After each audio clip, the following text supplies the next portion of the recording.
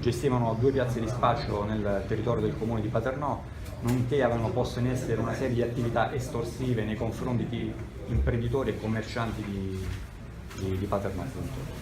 L'operazione di oggi si inquadra in un'ampia strategia di contrasto posta in essere dalla Procura della Repubblica e dal Comando Provinciale dei Carabinieri, che inizia nel 2013, allorquando furono arrestati 10 soggetti del clan Assinnata per estorsione aggravata dal metodo mafioso nei confronti di un imprenditore di Paternò. L'organizzazione si occupava anche di traffico di stupefacenti, si occupava anche di recupero crediti, che è un altro settore su cui la criminalità organizzata si è da tempo dedicata e in modo fruttuoso. È un segnale forte che viene dato, un'indagine complessa, curata, coordinata dalla Procura della Repubblica, sviluppata dai Carabinieri di Catania e dai Carabinieri della Compagnia di Paternò,